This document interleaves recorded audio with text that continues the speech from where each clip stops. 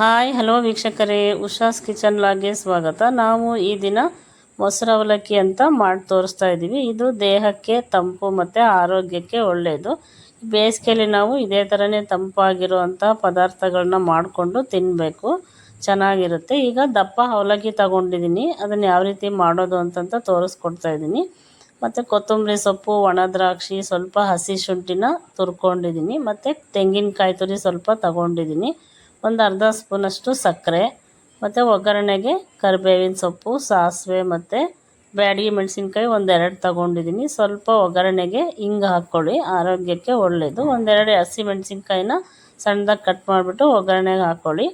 ಇಲ್ಲಿ ಒಂದು ಲೋಟ ಹಾಲು ಮತ್ತು ಒಂದು ಲೋಟ ಮೊಸರು ತಗೋಬೇಕು. ಒಗ್ಗರಣೆಗೆ ಎಣ್ಣೆ, ಗೋಡಂಬಿ ಮತ್ತು ಕಡಲೆಬೇಳೆ, ಉದ್ದಿನಬೇಳೆ, ಇದಿಷ್ಟು ಇಂಗ್ರೀಡಿಯೆಂಟ್ಸು ಈ ಮೊಸರು ಅವಲಕ್ಕಿಗೆ ಬೇಕಾಗಿರೋದು. ಅದನ್ನು ಯಾವ ರೀತಿ ಮಾಡೋದು ಅಂತ ನೋಡ್ಕೊಂಡು ಬರೋಣ ಬನ್ನಿ.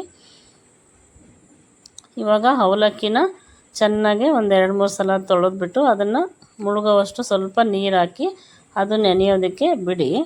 ಈಗ ನೋಡಿ, ತುಂಬಾ ಧೂಳಿರುತ್ತೆ ಅವಲಕ್ಕಿಲಿ, ಅದಕ್ಕೋಸ್ಕರ ಚೆನ್ನಾಗಿ ತೊಳೆದು ಅದು ಮುಳುಗೋವಷ್ಟು ನೀರು ಹಾಕ್ಬಿಟ್ಟು ನೆನೆಯೋದಕ್ಕೆ ಬಿಡಿ. ಅಷ್ಟರಲ್ಲಿ ನಾವು ಒಗ್ಗರಣೆ ಮಾಡ್ಕೊಳ್ಳೋಣ ಬನ್ನಿ. ಒಂದು 2 ಸ್ಪೂನಷ್ಟು ಎಣ್ಣೆ ಹಾಕ್ಕೊಳ್ಳಿ. ಎಣ್ಣೆ ಕಾದ್ಮೇಲೆ ಸಾಸಿವೆ ಹಾಕ್ಕೊಳ್ಳಿ.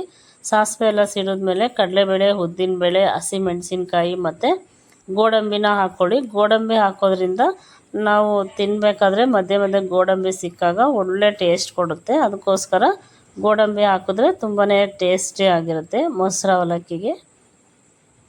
ಇವಾಗ ಸ್ವಲ್ಪ ಹಿಂಗೆ ಹಾಕ್ಕೊಳ್ಳಿ. ಹಿಂಗೆ ಹಾಕೋದ್ರಿಂದ ಗ್ಯಾಸ್ಟ್ರಿಕ್ ಇರೋರಿಗೆ ತುಂಬಾ ಒಳ್ಳೆಯದು. ನಾವೇನೇ ಒಗ್ಗರಣೆ ಮಾಡಿದ್ರು ಸ್ವಲ್ಪ ಹಿಂಗೆ ಹಾಕೋದ್ರಿಂದ ಆರೋಗ್ಯಕ್ಕೆ ತುಂಬಾ ಒಳ್ಳೆಯದು. ಈಗ ಒಂಚೂರು ಹಸಿ ಶುಂಠಿನ ನಾವು ತುರ್ಕೊಂಡಿದ್ವಲ್ಲ ಅದನ್ನು ಹಾಕ್ಕೊಳ್ಳಿ. ಹಾಕ್ಬಿಟ್ಟು ಫ್ರೈ ಮಾಡಿ. ಈಗ ಕರ್ಬೇವಿನ ಸೊಪ್ಪು ಹಾಕ್ಕೊಳ್ಳಿ, ಮತ್ತು ಒಂದೆರಡು ಬ್ಯಾಡಗಿ ಮೆಣಸಿನ್ಕಾಯಿ ತೊಗೊಂಡಿದ್ವಲ್ಲ ಅದನ್ನು ಹಾಕ್ಬಿಟ್ಟು ಚೆನ್ನಾಗಿ ಫ್ರೈ ಮಾಡ್ಕೊಳ್ಳಿ. ನೋಡಿ, ಇದು ಒಗ್ಗರಣೆಗೆ ರೆಡಿ ಆಗಿದೆ. ಇಷ್ಟು ಸಾಕು. ಇವಾಗ ಮೊಸರಲ್ಲಿ ಇವಾಗ ಅವಲಕ್ಕಿ ಸಹ ಚೆನ್ನಾಗಿ ನೆನ್ಕೊಂಡಿದೆ. ಇವಾಗ ಕೊತ್ತಂಬರಿ ಸೊಪ್ಪು ಮತ್ತು ಸಕ್ಕರೆ ತಗೊಂಡಿದ್ವಲ್ಲ ಅರ್ಧ ಸ್ಪೂನು, ಅದು ಮತ್ತು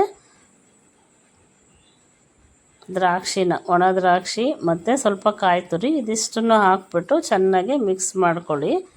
ತುಂಬಾ ಚೆನ್ನಾಗಿರುತ್ತೆ ಈ ಥರ ಮಾಡೋದ್ರಿಂದ. ಈಗ ರುಚಿಗೆ ತಕ್ಕಷ್ಟು ಉಪ್ಪು ಹಾಕ್ಕೊಳ್ಳಿ, ನೋಡಿಬಿಟ್ಟು ಹಾಕ್ಕೊಳ್ಳಿ ಉಪ್ಪನ್ನ.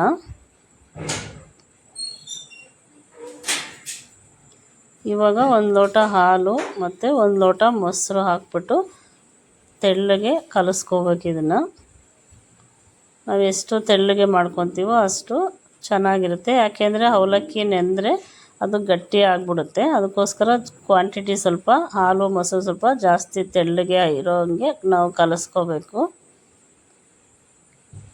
ನೋಡಿ, ಇವಾಗ ನಾವೇನು ಫ್ರೈ ಮಾಡ್ಕೊಂಡಿದ್ವಲ್ಲ ಅದನ್ನೆಲ್ಲ ಹಾಕ್ಬಿಟ್ಟು ಮಿಕ್ಸ್ ಮಾಡಬೇಕು.